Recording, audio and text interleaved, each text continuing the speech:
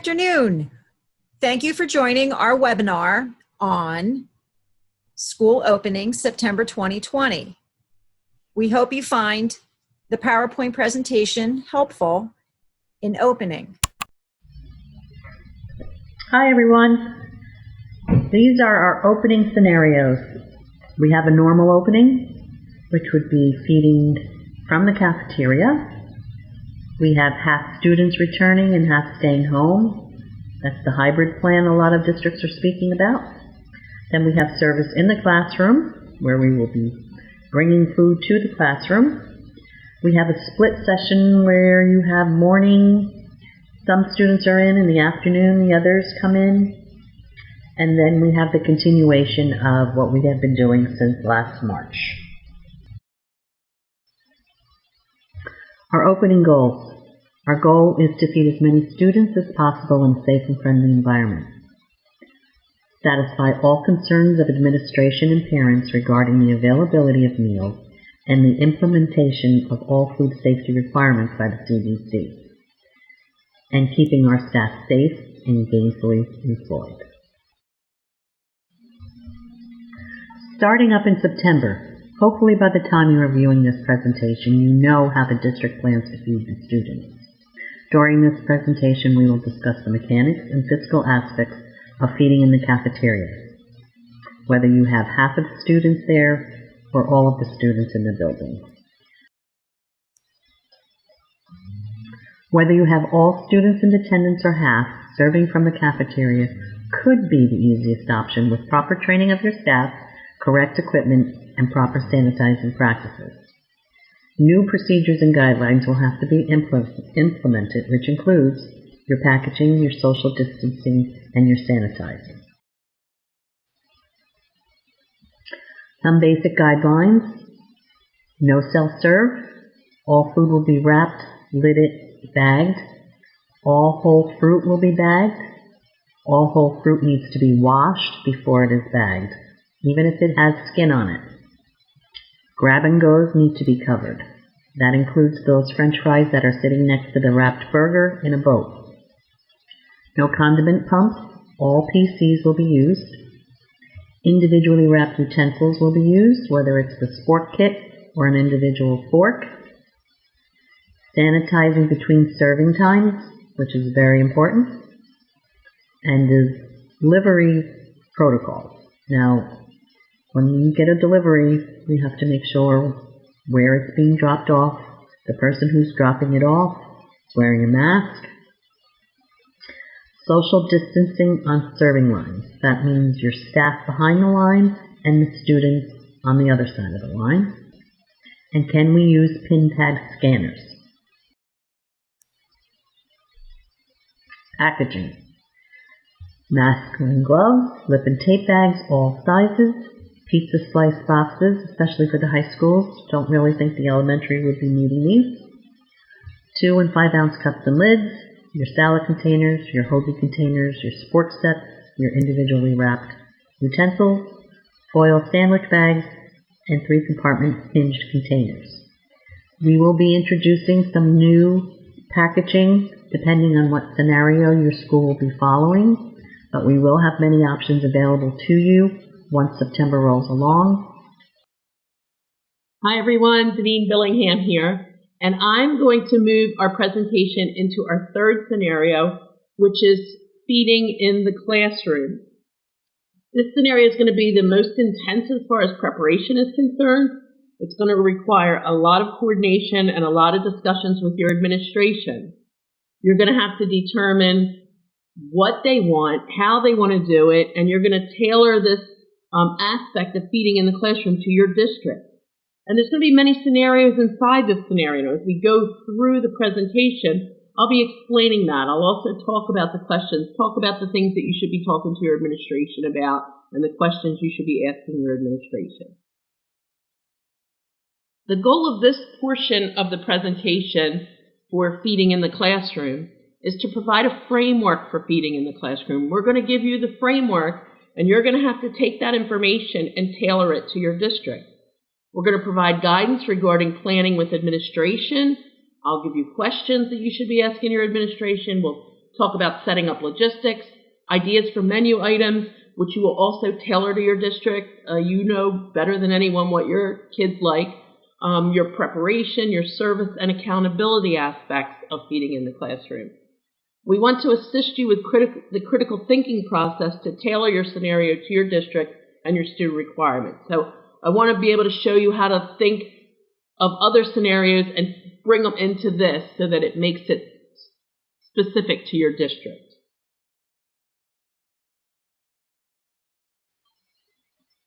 Topics to consider when your district decides that they want to feed in the classroom. What questions can you ask administration? What questions do you need to know? What do you need to know to be able to serve in the classroom effectively? The logistics, the when, the where, how will the kids order? How will the meals get there? How will you get the rosters back? Food and preparation. We're going to talk about some menu items and how it could be prepared. The service aspect of it, what are we going to use, how are we going to serve it, and of course the accountability. How are you going to get those meal counts into your point of sale? How are you going to charge the students for the meals that they ordered? So let's start with questions that you should be asking your district administration. One of the things you want to determine, and it would be the ideal situation, can the students go through the lunch line and return to the classroom? This is one of those scenarios that's inside a scenario. If you have students coming through your cafeteria line, you're going to have to go back and consider everything that Sharon told you about serving in the cafeteria regarding social distancing, cleaning between students. Are the students going to touch the pin pad? So this is one of those scenarios inside the scenario. Can the students go through the lunch line and take the food back to the classroom? If the administration doesn't want that happening and your district says no, then you have to determine what's going to be your pre-order process. How are they going to pre-order the meals? You're going to need to know what you're preparing to either deliver to the classroom or to be picked up, to be taken back to the classroom. And that leads us to another question. Is it going to be delivery, or are the meals going to be picked up by a teacher, aide, or student? Delivery is going to cause increased staff and equipment costs. We all don't have all the equipment we need to deliver meals. There's going to be time constraints here.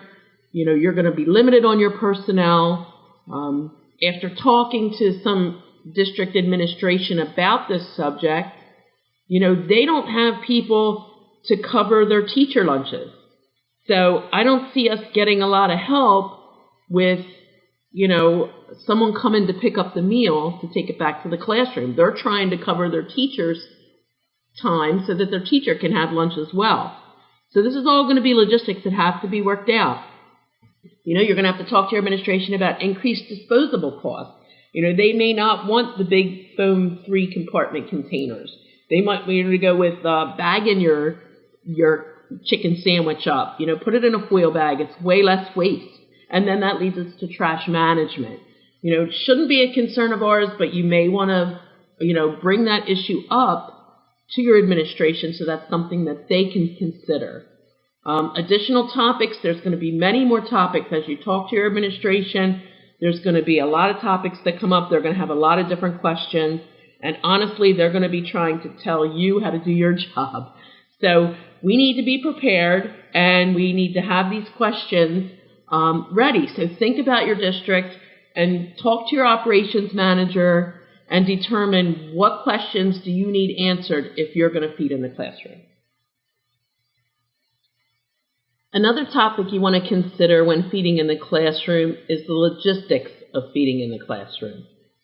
What's going to be your pre-order process? How are you going to get your orders? Will the school be willing to set up a Google Doc? Younger elementary kids, the teacher's going to have to fill that out. If you have a middle school or high school and the kids have Chromebooks, maybe you could suggest that in homeroom, the students can go on and order their lunch for the day. If whoever's setting up the Google Doc, you want it to be set up according to classroom. We wanted them to share that with the kitchen so that you have access to it. You want to be able to go onto the Google Doc and edit it your menu items may change. So you want to be able to go and edit the Google Doc on where they can order and how they can order. There are some districts with ordering apps, and they are a cost to the district. They're more expensive. We know the Google Docs work because we've been using them through the summer and for adult lunches. So Google Doc is a very efficient way to get the orders pre-ordered so that you know what's being ordered and where it goes. You want to remind whoever's completing this Google Doc to add, just milk or just juice. Consider, are you going to use a la carte items? 2 or 3 a la carte items. You'd want those on the Google Doc as well. You'd also want something on the Google Doc as far as you won't get your snack or extra item unless you have money on your account. Not quite in those words, but something along those lines.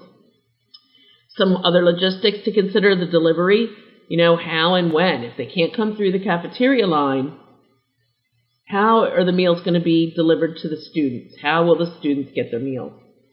The accountability, rosters have to go out.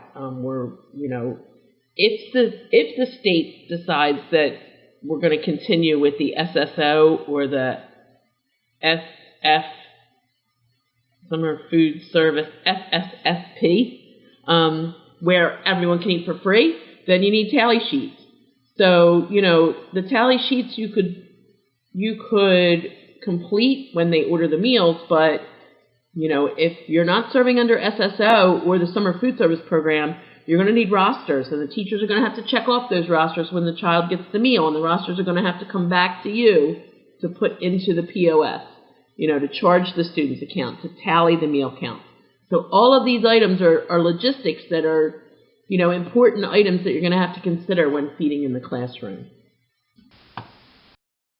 Food and preparation.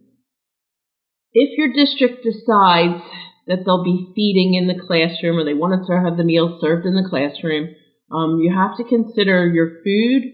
What are you going to be serving? What menu items you're going to use, and how are you going to prepare it? So with menu items, we want to recommend that you start with possibly 3 items. The main entree would change daily. The main entree would be the items that you would use, your commodity food. You want to cut down on the cost a little bit so you can use your commodities to make your main entree. You can use a cold or hot sandwich option and a salad option. Now those two, the sandwich and the salad option, can be a static option, which means you can leave them the same on your menu for a month or for 2 weeks. You want to pick the most favorite sandwich that your kids like. If it's chicken patty on a bun, you can use that sandwich. If it's chicken Caesar salad or garden chicken salad, you want to use something that the kids are going to buy.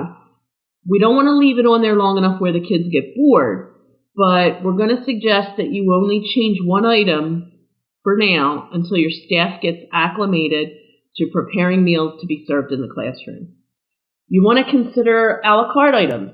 Can you add possibly 2 to 3 a la carte items to the order sheet, whether it be a Google Doc or, your order app, however they're going to be ordering?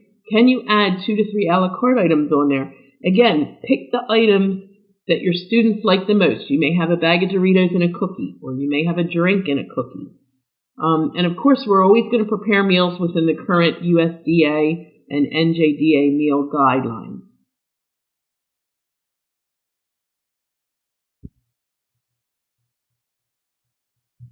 So the preparation of the food, preparation and packaging.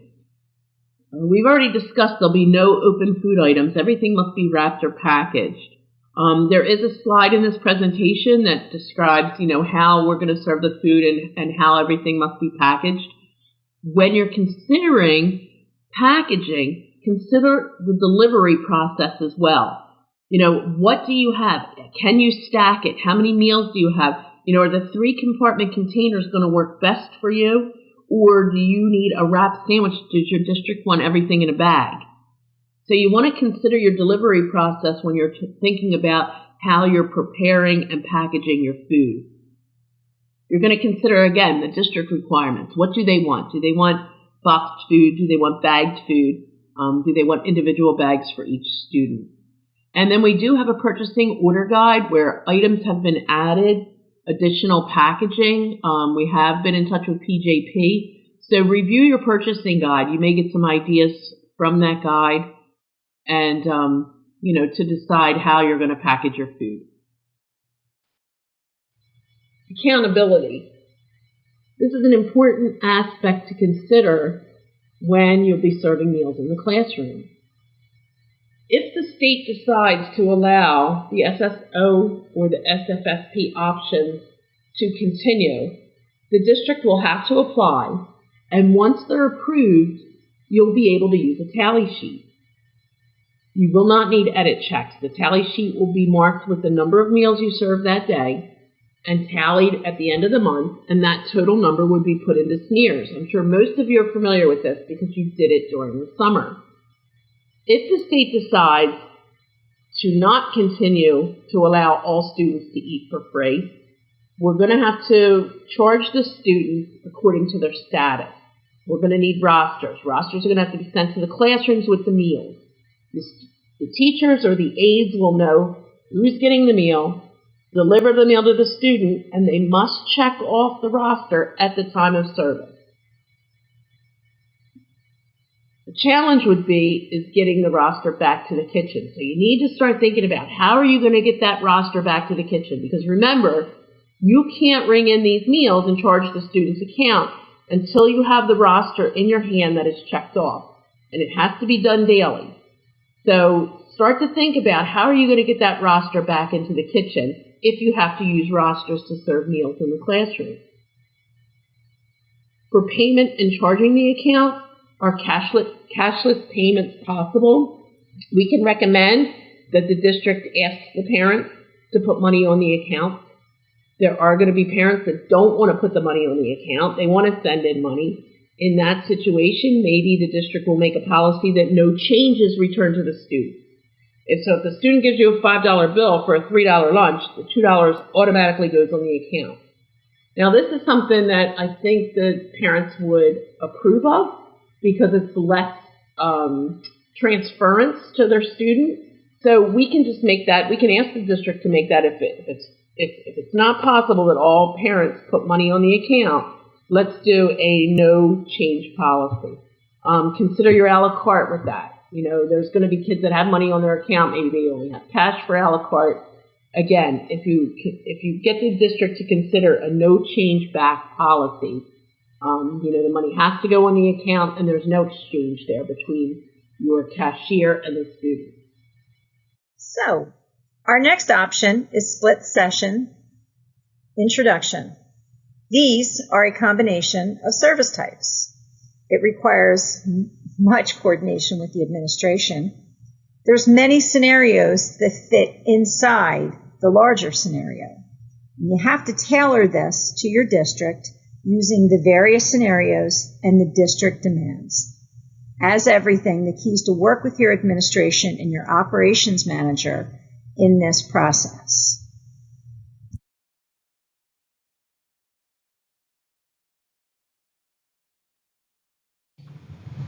So, you know that you're doing a split session. The goals are to be able to manage the split sessions effectively. You want to be able to provide a framework for feeding half morning and half afternoon.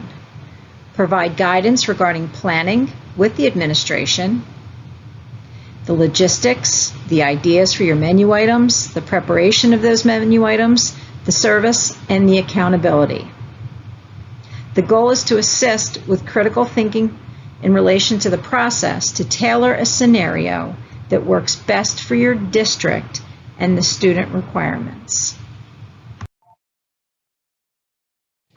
So within the split session, there's going to be lots of questions for the administration that are very district specific, and that's why that ongoing conversation is important. Things to ask. Can students go through the line and return to the classrooms? Just like in the Meals in the Classrooms presentation, the most ideal way would have that happen. This too applies. If that's not a possibility, Who's picking up those meals? Would it be the teacher, the aide, or like we said previously, the student? If we have to deliver, we're going to have increased staff and equipment costs that are associated with this new process. Could we pre-order? Is there a pre-order process that we could use? Things that we now will have to manage: increased disposable costs, trash management. And how do we handle the meals that are going to need to go home during the split session? As you move through the process, you're going to discover additional topics. The key is to work with your operation manager and the administration in the process. Logistics. The pre-order process, getting those orders, which we talked about a little bit on the previous slide. Is it going to be the Google Doc or an ordering app, or possibly just the POS system? Will they be able to use their Chromebooks to order, or will the teachers and the aides assist in this? We need to look at delivery for the AM breakfast and lunch before AM students leave, and then delivery for lunch as PM students arrive, and distribution of the breakfast bag for them to take home for the next morning. You'll work with the administration to determine how and when that accountability will happen. There'll be rosters and tally sheets as to how to get the meal counts back to the kitchen in case we are working on the National School Lunch Program, which as of July 15th is the rule. Topics to consider for continuation of the summer food service program or the seamless summer option, which both are ending August 31st. Questions: if by chance the Department of Agriculture should allow us to continue with these two programs, we would have lots of questions yet again for administration in terms of logistics, food prep, service, and accountability. Purchasing products for the above scenarios. All food items must be contained and closed. Please refer to the workbook purchasing items that are available from U.S. Foods and Penn Jersey Paper to accomplish this task. Some basic guidelines. There'll be no self-service. Whole fruit will need to be wrapped or bagged. Grab and goes have to be 100% covered. Condiment stations will be no longer, there's no pumps.